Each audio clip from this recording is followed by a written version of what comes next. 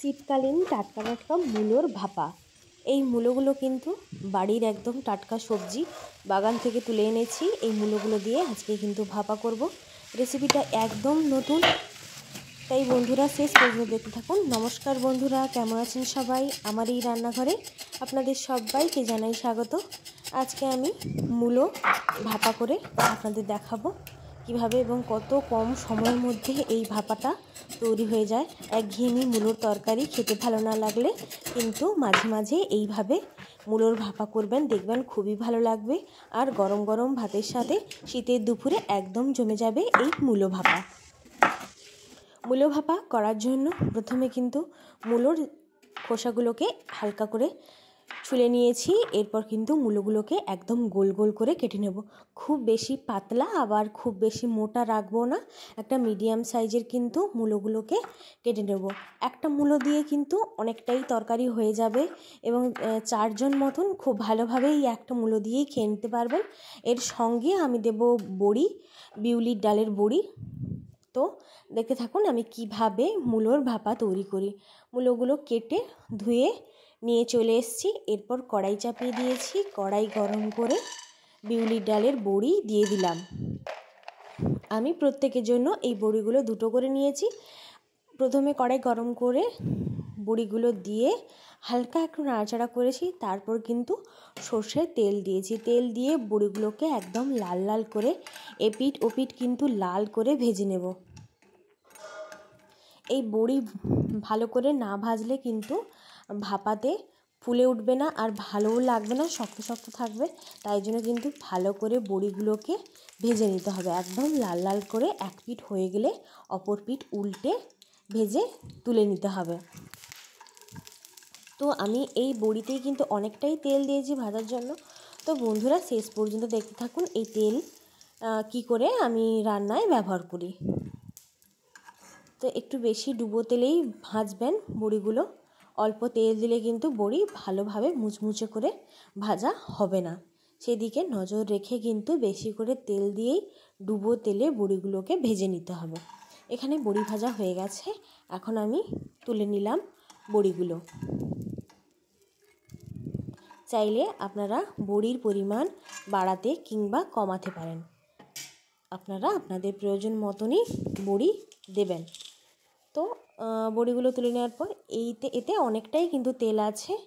এই তেলের উপর কিন্তু কালো সর্ষে দিয়ে দিলাম। আমি বড়িগুলোকে তুলে গ্যাসের ফ্লেম কিন্তু অফ করে দিয়েছিলাম। তারপরেই কিন্তু কালো সর্ষে এই তেলের মধ্যে দিয়ে হালকা একটু কড়াইটা ধরে নাড়াচাড়া করে দিয়েছি। এই তেলেই কিন্তু এই গরম তেলের মধ্যেই কিন্তু কালো সর্ষেগুলো ভাজা হয়ে যাবে। গ্যাসের ফ্লেম তো অফ করাই ছিল। এরপর কড়াইটাকে নামিয়ে নিলাম। নামিয়ে নেওয়ার পর এই কড়াইয়ের মধ্যে ভেজে রাখা বড়ি এবং মূলোগুলো, কেটে রাখা মূলোগুলো দিয়ে দিলাম। এর মধ্যে আরও বিভিন্ন রকমের মশলা দেব। দেখে নিন সেই কী মশলা দিয়ে এই মূলোর ভাপাটা তৈরি করি। তো বড়ি এবং মূলো দেওয়ার পর আগে থেকে আমি একটা মিডিয়াম সাইজের পেঁয়াজ বেটে নিয়েছিলাম, সেই পেঁয়াজ বাটা দিলাম। এরপর এই ভাপার মধ্যে দিলাম 1 টেবিল স্পুন ধনে গুঁড়ো আর দিলাম 1/2 টেবিল স্পুন জিরে গুঁড়ো।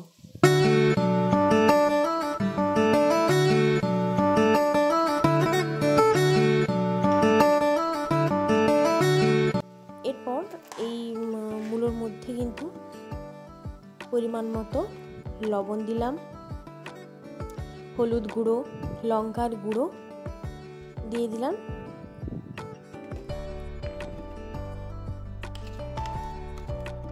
খুবই অল্প সময়ের মধ্যে এই মূলো ভাপা তৈরি হয়ে যাবে। তো ঝালের পরিমাণটা এখানে আমি একটু অল্পই রাখলাম, কারণ বড়ি থেকেও অনেকটা পরিমাণ ঝাল বেরোবে, যাতে ভাপাটা না অতিরিক্ত ঝাল ঝাল হয়ে যায়, তার জন্যই কিন্তু একটু কম ঝাল রাখলাম। তারপরে দিলাম কাসুরি মেথি। কাসুরি মেথি 1 চামচ নিয়েছি, এটাকে হাত দিয়ে এইভাবে গুঁড়ো করে এই ভাপার মধ্যে কিন্তু দিয়ে দিলাম। এটা দিলে এর মানে সুগন্ধটা আরও বেশি ভালো লাগবে এবং খেতেও খুবই ভালো লাগবে। তারপরে সাদা সর্ষে 1 চামচ বাটা এই ভাপার মধ্যে দিলাম। আর দিলাম দুটো কাঁচা লঙ্কা এইভাবে মাঝখান থেকে কেটে দিয়ে দিলাম। এরপর এই সমস্ত মশলাগুলো মূলো এবং বড়ির মধ্যে ভালোভাবে কিন্তু মিশিয়ে নেব হাত দিয়ে, যতটা সম্ভব সুন্দর করে ভালোভাবে পুরো মশলাটা যাতে মূলোর মধ্যে লেগে যায়, এই রকম কিন্তু মূলো এবং বড়ির মধ্যে লেগে যায় সেই রকমভাবে কিন্তু ভালোভাবে হাত দিয়ে মিশিয়ে নিতে হবে। এবং হাতের কাছে সময় থাকলে এইটা মাখিয়ে কিন্তু 10 মিনিট রেখে দিতে পারেন। আর যদি হাতের কাছে সময় না থাকে তাহলে কিন্তু এইভাবে মাখিয়ে নিয়ে তারপরে কিন্তু ভাপাতে দিয়ে দেব।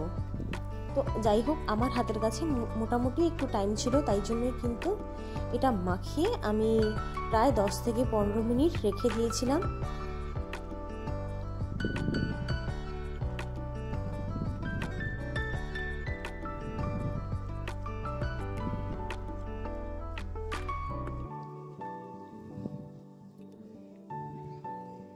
চলে এলাম 15 মিনিট পর।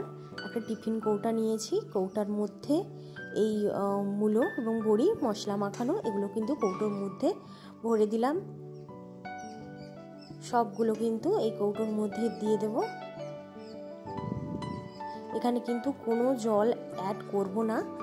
তো এই মূলো থেকে যে পরিমাণ জল বেরোবে ওই জল দিয়েই কিন্তু খুব সুন্দরভাবে মূলো এবং বড়ি সেদ্ধ হয়ে যাবে।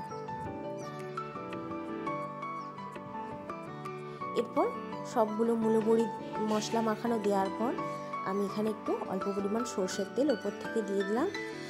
এরপর ঢাকনা লাগিয়ে ভাপাতে দিয়ে দেব।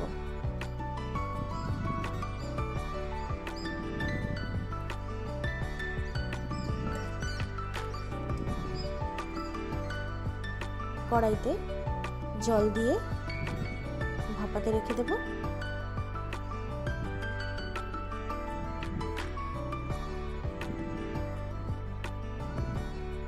আমি জলের পরিমাণটা একদমই অল্প রেখেছি, যাতে এই জলটা একদম শুকনো হবে আর ভাপাটাও তৈরি হয়ে যাবে, এমনভাবেই কিন্তু জল দিয়েছি, একদমই অল্প পরিমাণ। এরপর টিফিন কৌটা এইভাবে জলের ওপর দিয়ে একটা ঢাকনা দিয়ে কিন্তু রেখে দিয়েছি বেশ কিছু সময়। চলে এলাম প্রায় 15 থেকে 20 মিনিট পর। এসে দেখছি যে জল কিন্তু খুব সুন্দরভাবে শুকনো হয়ে গেছে। এরপর ঠান্ডা করে টিফিন কৌটা খুলে দেখে নিলাম। গরম গরম এই মূলো বড়ির ভাপা ভাতের সঙ্গে পরিবেশন করুন, অপূর্ব লাগবে। মূলো যেমন সুন্দর সেদ্ধ হবে, বড়িও কিন্তু খুব সুন্দরভাবে সেদ্ধ হয়ে যাবে, একদম মাখা মাখা তৈরি হয়ে যাবে একটি ভাপা রেসিপি। তো অবশ্যই এইভাবে কিন্তু একবার মূলোটাকে ভাপা করে খাবেন, খুব ভালো লাগবে। রোজকার তরকারি না তৈরি করে এইভাবে কিন্তু একবার টিফিন কৌটোর মধ্যে এই মশলাগুলো দিয়েই কিন্তু তৈরি করবেন, দেখবেন অসাধারণ লাগবে এই মূলো। যে বা যারা মূলো খায় না তারাও কিন্তু এই মূলোর ভাপা দিয়ে এক থালা ভাত খেয়ে নেবে।